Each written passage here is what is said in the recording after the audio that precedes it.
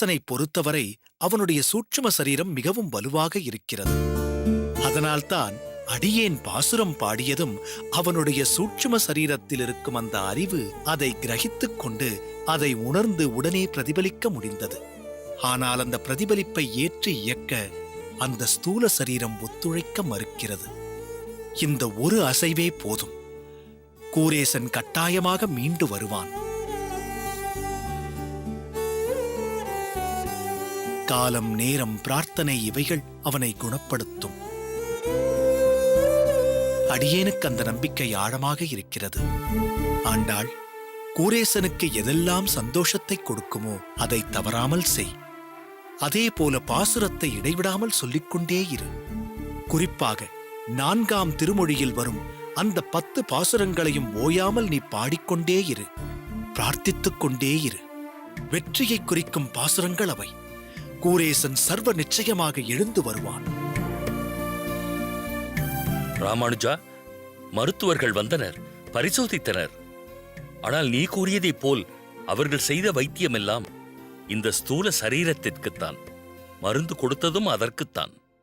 சூட்சம சரீரத்தை பற்றிய அறிவு அவர்களுக்கு கிடையாது. அப்படி இருக்கும் போது அதற்கு அவர்கள் என்ன மருத்துவம் பார்க்க முடியும்?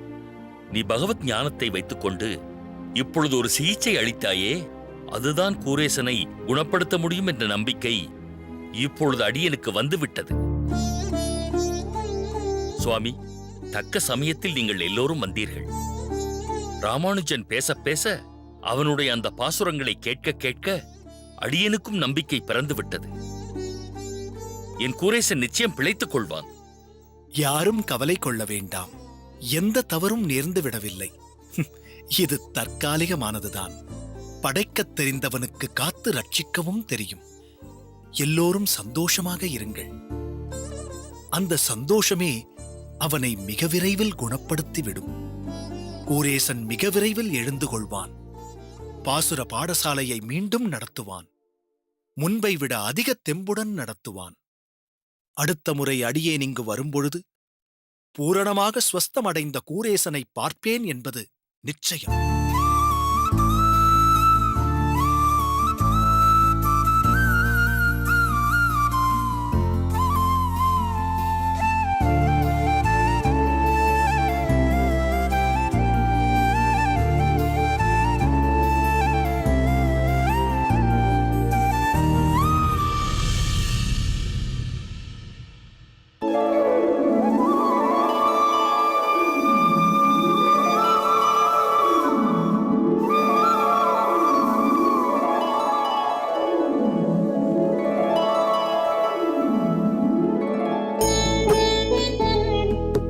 மாரநேர் நம்பி, மாரநேர். சுவாமி, இதை வாங்கிக்கொள்.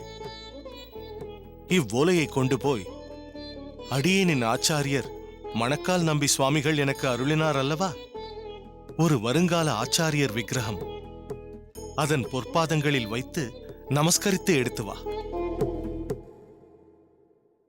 சுவாமி, தங்களிடம் ஒரு சந்தேகம் கேட்கலாமா? என்ன சந்தேகம்? சாதாரணமாக தாங்கள் இதற்கு முன்பு பட்டோலைப்படுத்திய ஸ்தோத்திர ரத்னம், சதுஸ்லோகி, ஆகம பிரமாணம் போன்ற பல படைப்புகளை அந்த அரங்கனின் திருப்பாதங்களில் வைத்துதான் எடுத்து வர சொல்வீர்கள். ஆனால் இன்று இவ்வோலையை வருங்கால ஆச்சாரியார் விக்கிரகத்தின் திருவடியில் வைத்து கொண்டு வர சொல்கிறீர்களே, இதற்கு விசேஷ காரணம் ஏதேனும் உள்ளதா சுவாமி? நல்ல கேள்வி. நேற்று திருமலை நம்பி இங்கு வந்திருந்தான் அல்லவா, அப்போது விசேஷித்து ஒன்றை சொன்னானே.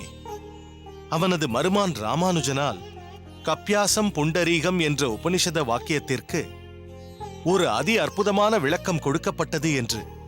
அதைத்தான் இதில் பட்டோலைப்படுத்தியிருக்கிறேன். ஆஹா, எப்பேற்பட்ட விளக்கம்! ராமானுஜன் கொடுத்த விளக்கத்தை தாண்டி இனி ஒருவர் விசேஷார்த்தம் கொடுப்பதென்பது சற்றும் இயலாத காரியம்.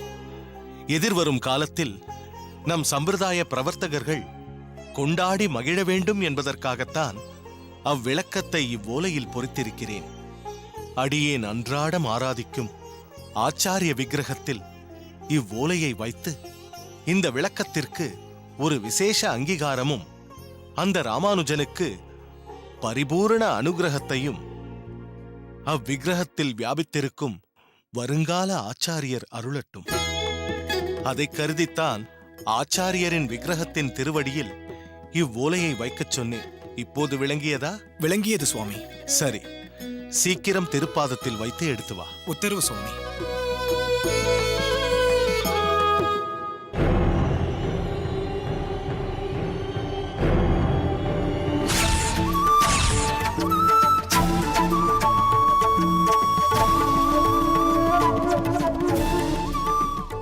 மலராண்டான், மலராண்டான், என்ன?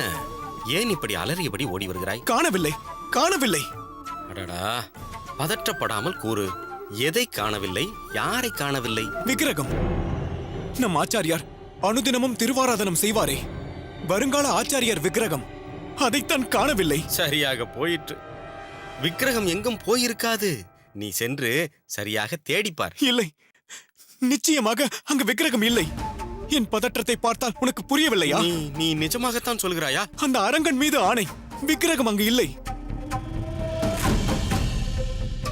அடியனுக்கு என்ன செய்வதென்றே தெரியவில்லை. என்ன மாறனேர் நம்பி, உன்னை எதிர்பார்த்து அடியேன் அங்கு காத்து கிடக்கிறேன். நீ இங்கு என்ன செய்து கொண்டிருக்கிறாய்? அது வந்து என்னவாயிற்று உனக்கு? ஓலையை கொடுத்து ஆச்சாரியர் விக்கிரகத்தின் திருப்பாதத்தில் வைத்துக் கொண்டு வரச் சொன்னேன். செய்தாயா இல்லையா? அதற்குத்தான் சென்றேன் சுவாமி. ஆனால் என்ன ஆனால்? அங்கு ஆச்சாரியர் விக்கிரகத்தை காணவில்லை சுவாமி.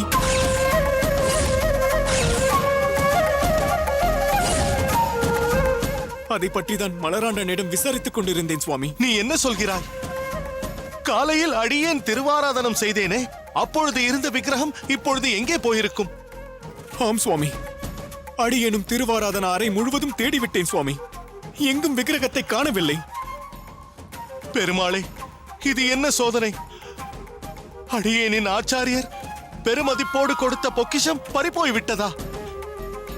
இல்லை, இருக்காது, இருக்காது. பகவானே, நிற்காதீர்கள், எல்லா இடத்திலும் சென்று தேடுங்கள்.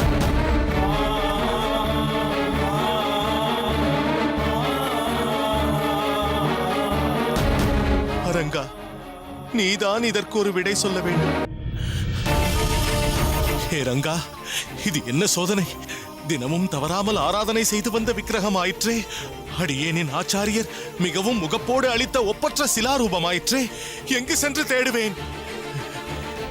இப்படி ஒரு அரிய பொக்கிஷத்தை தொலைத்து நிர்கதியாகி திக்கற்றவனாகி எங்கும் அலையும் நிலைக்கு ஆளாகிவிட்டேனே. ஹே ரங்கநாதா, இது உன் திருவிளையாடலா? அடியேனின் ஆச்சாரியருக்கு அடியேன் செய்து கொடுத்த பிரதிஜை என்ன ஆவது?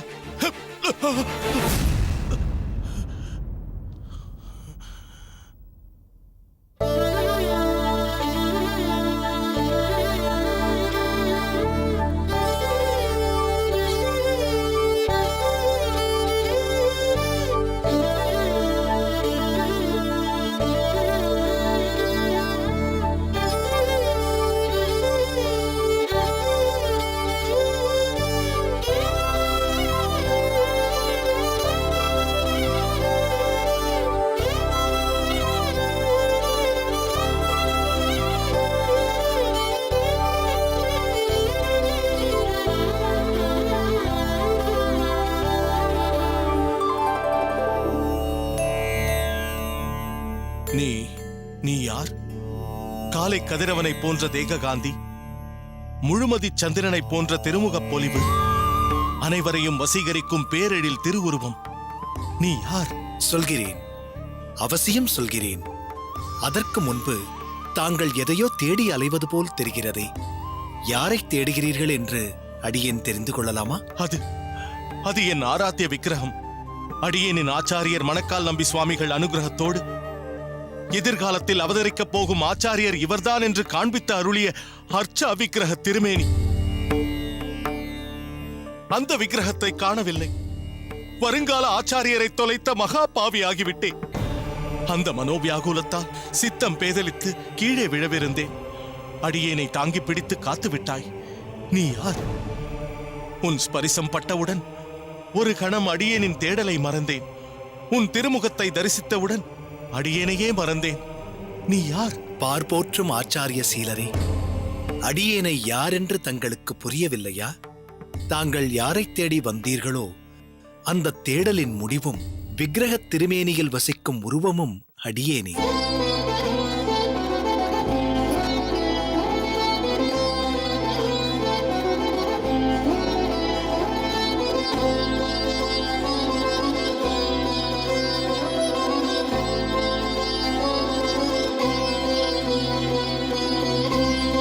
தங்கள் சித்தத்தில் நித்தமும் வாழும் வருங்கால ஆச்சாரியன் அடியேனே.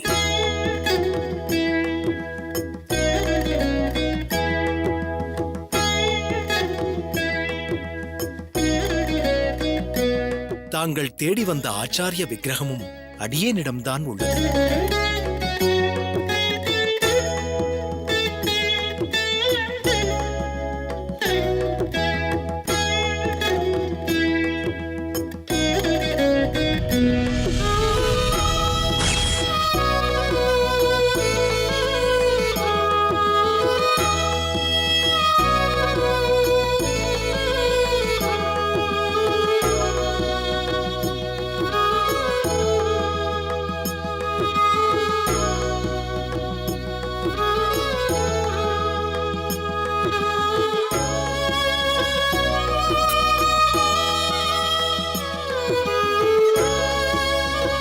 தங்கள் கலக்கம் மறைந்ததா? தேடி வந்ததை காணப் பெற்றீரா? தங்களின் ஆச்சாரியர் தங்களிடம் தெரிவித்தார் அல்லவா? காலம் கூடி வரும் வேளையில் எதிர்கால ஆச்சாரியரை அடையாளம் கண்டுகொள்வாய் என்று. அதன்படி தாங்கள் இன்று அடியேனை அடையாளம் கண்டுகொண்டு விட்டீர்கள். முறைப்படி அடியேன்தான் தங்களை தேடி நாடி வந்திருக்க வேண்டும். ஆனால் தேடல் என்பது தங்களிடம்தான் மேலோங்கி இருந்ததால் தாங்களே அடியேனை தேடி வரும்படி ஆகிவிட்டது. அதனால் தவறொன்றுமில்லை. அடியேனின் தேடலின் விடை தற்போது கிடைத்து விட்டது. அவ்வகையில் அடியேனுக்கு பெரிதும் மகிழ்ச்சியே. பொறுத்தார்க்கு பெரும் நிதி கிடைத்தாற்போல் நெடுநாளைய இயக்கத்திற்கு பொக்கிஷமாக தங்களை தரிசித்தேன். இதைவிட பெரும் பாக்கியம் என்ன வேண்டும்? அடியேனின் தேவை என்ற ஒன்று இனி என்ன இருக்க முடியும்? இருக்கிறது, தேவை இருக்கிறது. ஆழ்வாராகவும் ஆச்சாரியர்களின் தலைவராகவும் இருக்கும் நம்மாழ்வார் நமக்களித்த தமிழ் திராவிட வேதம் தகுந்த வழியில் அனைத்து சமுதாயத்திற்கும் பயன்படும்படி பாரெங்கும் பரவிடச் செய்ய வேண்டுமே. அந்த அரும் பணி உங்களின் ஆசீர்வாதத்தால் அடியேனால் செய்விக்கப்பட வேண்டுமே. வேதம் தமிழ் செய்த மாறன் சடகோப்பன் அருளிய நல்வார்த்தை மெய்ப்பட வேண்டுமே. பரஸ்பரம் நாம் சந்தித்து விட்டோம். இனி தாங்கள் விரும்பும் அனைத்தும் கைகூடும். இப்போது அடியேன் புறப்படுகிறேன். இந்த விக்கிரகமும் அடியேனுடனேயே இருக்கட்டும். அதற்குள் புறப்பட வேண்டாம். தங்களிடம் அடியேன் உரையாட வேண்டியது அநேகம் உள்ளது. நிச்சயம் மறுமுறை சந்திக்கும் போது நிறைய உரையாடலாம். அடியேன் புறப்படுகிறேன். பொறுங்கள். தங்களை மீண்டும் தரிசிக்கும் வரை அந்த விக்கிரகம் அடியேனிடமே இருக்கட்டும். தாங்கள்தான் அடியேனை கண்டுவிட்டீர்களே. இனி இந்த விக்கிரகம் தங்களிடம் இருக்க வேண்டிய அவசியமே இல்லை. எனவே என்னுடனேயே வைத்துக் கொள்கிறேன். புறப்படுகிறேன். வேண்டாம், போகாதீர்கள். தயவு செய்து அந்த விக்கிரகத்தை அடியேனிடம் கொடுத்து விடுங்கள். அடியேனின் ஆச்சாரியரின் ஆணைப்படி அந்த அர்ச்சை திருமேனி அடியேனிடம் தான் இருக்க வேண்டும். கொடுத்து விடுங்கள். விக்கிரகத்தை கொடுத்து விடுங்கள். கொடுத்து விட்டு போ. எனக்கு அந்த விக்கிரகம் வேண்டும். தயவு செய்து கொடுத்து விட்டு போ.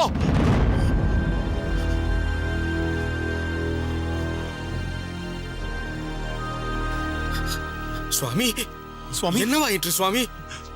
விக்கிரகம், ஆச்சாரியர் விக்கிரகம். அரணே, நீ சென்று ஜலம் கொண்டு வா, சீக்கிரம். சுவாமி, சொப்பனம் ஏதேனும் கண்டீர்களா சுவாமி? சற்று ஆசுவாசப்படுத்திக் கொள்ளுங்களேன்.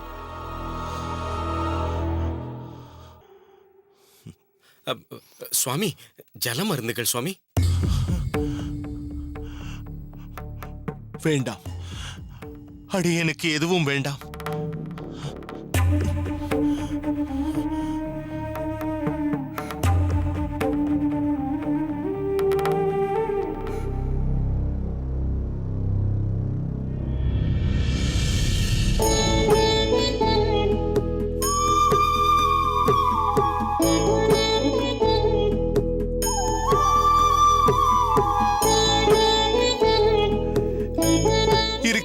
சுவாமி?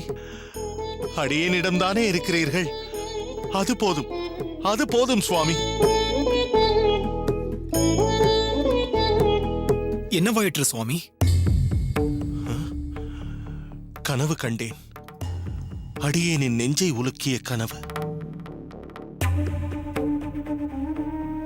அடியேனின் குருநாதர் மணக்கால் நம்பி சுவாமிகள் அடியேனுக்கு அளித்த விக்கிரகம் தொலைந்து போனது போல் கனவு கண்டேன். நல்ல வேளை, எதிர்கால ஆச்சாரியரின் விக்கிரகம் அடியேனை விட்டு போகவில்லை. அடியேன் தன்யனானேன். சுவாமி, தங்களுக்கு இதுபோல் அவ்வப்போது கனவு வருவதும் பிறகு தாங்கள் பதற்றம் அடைவதும் எதையோ உணர்த்துவது போல் தோன்றுகிறது சுவாமி. தங்களுக்கும் வருங்கால ஆச்சாரியருக்கும் உள்ள தொடர்பு வலுவடைந்து வருவதாகத்தான் தோன்றுகிறது. இருப்பினும் இது போன்ற பதற்றத்தால் தங்களின் தேக ஆரோக்கியம் குறித்து அடியனுக்கு கவலை ஏற்படுகிறது சுவாமி. கவலைப்பட தேவையில்லை மாறனேர். நீ சொல்வது போல் அடியேனுக்கும் இந்த விக்கிரகத்தில் ஒளிவிட்டு பிரகாசிக்கும் ஆச்சாரியருக்கும் உள்ள தொடர்பு வலுவடைந்து வருகிறது என்பது உண்மைதான். எங்களுக்குள் நெருக்கம் அதிகரித்திருப்பதும் உண்மைதான். அடியேனுக்கு மட்டுமல்ல, உங்கள் அனைவருக்குமே இவரோடு நெருக்கம் ஏற்பட போகிறது. அவரை தரிசித்து பெரும் பேறு பெறப் போகிறீர்கள். அது உறுதி. நீங்கள் செல்லுங்கள். உத்தரவு சுவாமி.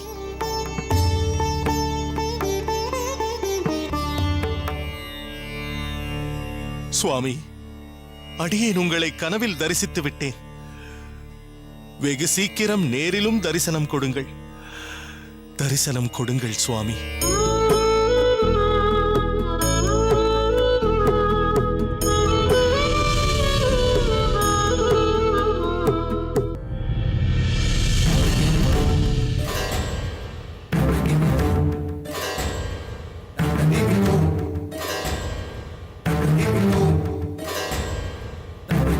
கலைஞரின் தென்பாண்டி சிங்கம்